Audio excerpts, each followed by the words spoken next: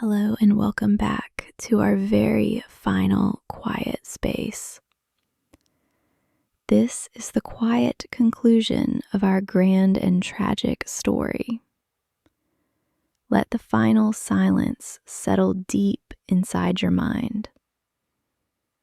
We are now in the inner sanctum of the Queen, where love and death will finally meet. Octavian has won the world, but he still seeks the ultimate prize. Listen closely to the softest whispers of the soul, the whispers of a queen choosing her own immortal destiny. Close your eyes. Let us watch the curtain fall on the age of the pharaohs. Scene 1. The final wish. The false, crushing news of Cleopatra's death instantly robbed Antony of the last faint flicker of his will to live. The immeasurable, sudden pain utterly extinguished his rage, leaving only one final, desperate desire. He wished only to follow her immediately into the silence of death. He turned to his utterly loyal servant, Eros. Not with a sharp command, but with a plea, a whisper of a dying man's last need. He begged him to deliver the final, merciful blow, so that his soul could find hers in the ancient afterlife. Listen to the heavy, broken breathing of the great general as he speaks his last wish. Scene 2. The final act of loyalty. In that same terrible room filled with despair, Eros drew his own sharp, glittering sword, but he could not, in 1,000 lifetimes, raise his hand against his beloved master and friend. Instead, in a final, profound act of loyalty and grief, he plunged the sword into his own body. He fell silently, with a soft thud, to the floor at Antony's feet. Inspired and utterly shamed by this fierce, loyal act, Antony took up his own sword. He leaned all his remaining weight onto the hilt and drove the cold blade into his own abdomen. But fate, in its final cruelty, denied him a quick, clean death, condemning him instead to a final, agonizing, drawn-out torment. The shallow, painful breathing of the dying man filled the air. Scene 3. The call of truth. In this very moment of agony and deep regret, the absolute truth finally reached him. A frantic, breathless messenger from Cleopatra rushed in and revealed the shocking truth. The queen was alive, merely barricaded in her tomb. A last, single, beautiful spark of impossible hope suddenly flickered within Antony's failing body. He commanded his servants to gently lift his bleeding, broken body. He was a man with a final destination, a final purpose. He begged them to carry him immediately to her, to the high, distant walls of the tomb, for one last, tragic reunion. Scene 4. The closed doors. The winding streets of Alexandria were filled with chaos and the rising noise of the approaching Roman soldiers. Antony's last loyal men carried their dying imperator towards the mausoleum. But the massive, heavy gates of the tomb remained firmly locked and silent. High above, in a small arched window, Cleopatra appeared, her face a mask of sudden, overwhelming horror and consuming grief. She knew, with a terrifying clarity, that she could not open the heavy doors. To open them would be to instantly surrender herself, her children, and her kingdom to the Roman soldiers who were now at the foot of the wall. Scene 5. The Final Ascent. What happened next was a scene of powerful, archaic emotion and infinite, heartbreaking tragedy.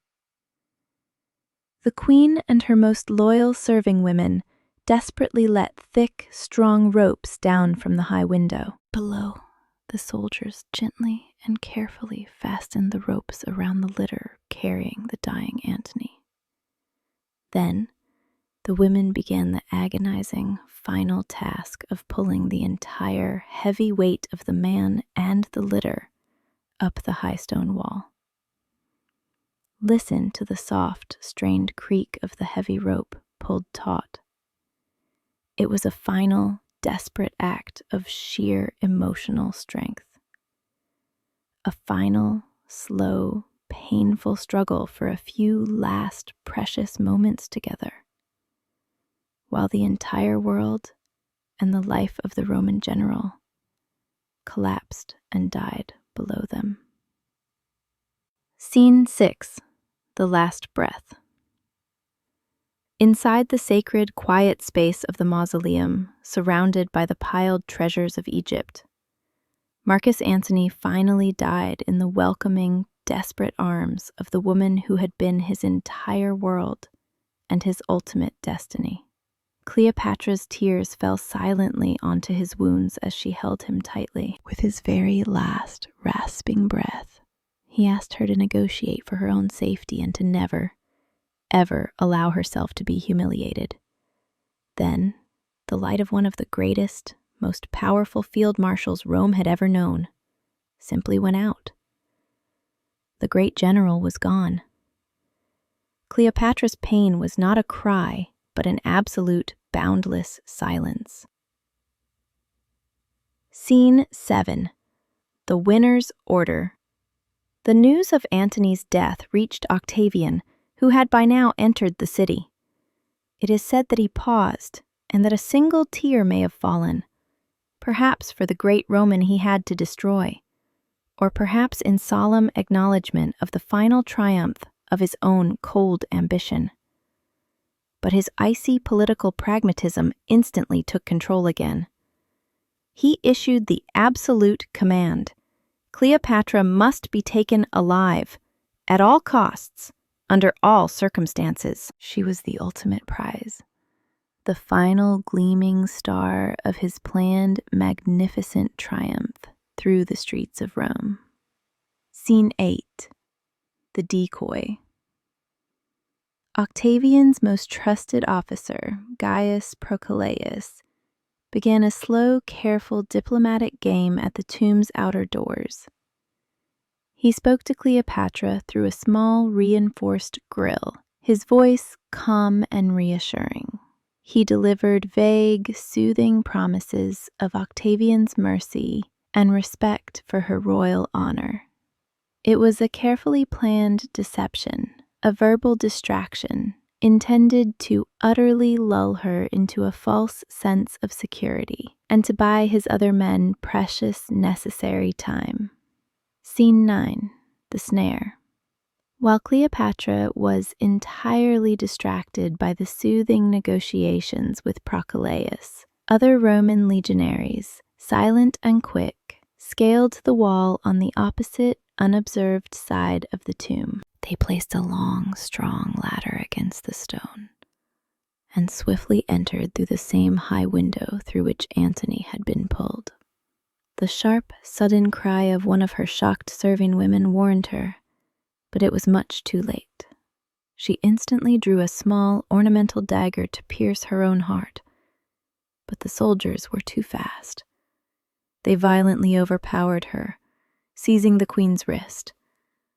The Queen of the Nile, the last heir of the pharaohs, was now a helpless, shackled prisoner of Rome. Scene 10. Brought begolden prison. Brought back to the palace, now her inescapable golden prison, Cleopatra was overwhelmed by deep apathy and consuming fever. She began to stubbornly refuse all food and drink, clinging to the desperate hope of starving herself to death. She was determined to cheat her captor. But Octavian instantly ordered her to be forcibly fed. Her life was too valuable, too essential to his victory, for him to simply allow her to throw it away. Her final, silent form of resistance was met with his cold, unfeeling efficiency. Scene 11. The confrontation. Finally, the confrontation that the entire world had been waiting for arrived. Octavian, the new, absolute master of the world, quietly entered the chamber of his defeated, legendary enemy. Cleopatra, weak with fever and clothed in simple mourning robes, slowly rose from her bed. She took a few unsteady steps and threw herself to his feet. The final, ultimate, humiliating gesture of a queen who had utterly lost everything. Scene 12. The duel of wills. It was her very last duel, a final, intense battle of sheer wills. She tried every art of seduction, every subtle charm that had once conquered Julius Caesar and Mark Antony. She offered the genuine tears of a grieving woman, the desperate pleas of a mother for her children. She even showed him old personal letters from his adopted father, Caesar, hoping for a spark of memory or respect. But she looked into the cold, sharp eyes of a new, ruthless generation of Roman. Octavian was totally immune to her famous charm. His gaze was cold, purely calculating, utterly unmoved. He was entirely uninterested in her past love. He was only interested in her gold and her surrender. Scene 13. The last secret. Even in total defeat, Cleopatra continued to play her subtle, dangerous game. A treacherous servant, hoping for Roman favor, betrayed her and revealed to Octavian that she had secretly hidden away a portion of her great treasures. For Octavian, this was the final, clear proof. Her spirit was not broken. She was still scheming. This last, defiant spark of resistance only made her more dangerous in his eyes, and solidified his decision regarding her final fate. Scene 14. The final sentence. The crushing truth reached her through a young Roman officer, Dolabella, who felt a sudden, profound wave of pity for the fallen queen.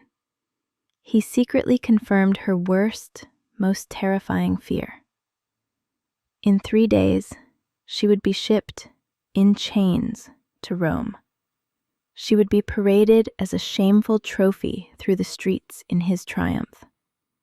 The image of being publicly displayed to the Roman rabble, a spectacle for her enemies, was a fate worse than 1,000 slow deaths for the proud daughter of the Ptolemies. Scene 15. A farewell at the tomb. She requested one final, simple favor from Octavian: to be allowed to perform a last libation at the grave of Antony. There, at his temporary, humble tomb, she poured out her heart in a torrent of silent, final grief. She spoke to him, not as the defeated queen, but as a devoted wife, swearing that no earthly power could separate them for long. It was her last, silent, terrible promise. Scene 16. The final ritual. Back in her opulent chambers, the final sacred ritual began. She bathed, adorned herself, and put on her most magnificent, full royal robes, as if preparing for a holy feast or a coronation. Then, a carefully requested basket of ripe figs was brought to her. The guards, oblivious and negligent, gave the basket only a cursory glance and allowed the carrier of death to pass unchallenged. Scene 17. The Immortal Choice. Behind the closed, heavy doors, the legend was finally executed. After writing one final, moving letter to Octavian, requesting to be buried beside Antony, she reached into the basket.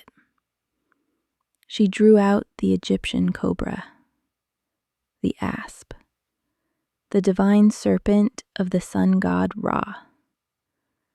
The venomous bite of the cobra was not merely a poison, it was a sacred act, a divine kiss that would grant her immediate immortality and reunion with the gods. Her loyal serving women, Iris and Charmian, followed her without a single word of hesitation. Charmian, dying, adjusted the golden diadem on her queen's head, ensuring her dignity was absolute in death. Scene 18. The Unbroken Will. When Octavian's frantic men finally smashed the doors open, having read the farewell letter, they found the queen already dead. She lay upon her golden couch, perfectly arranged like a sleeping goddess in full royal regalia. She had completely cheated him. Octavian had conquered her body and her kingdom. But her will, her final choice, he had failed to break. He lost his most valuable prize for the Roman triumph, but she had won eternal, defiant immortality. With her final, silent death, the glorious reign of the pharaohs ended forever.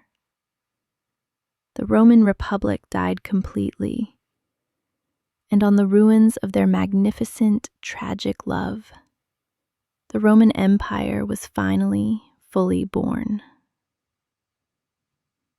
The great love story is over. The echoes of the past are fading now. The Queen of Kings chose her own perfect end. The sounds of the ancient world are quieting to a gentle, final hum. Let the tragedy become a peaceful sleep for you. It is time to rest now. Sleep now. Sleep deep.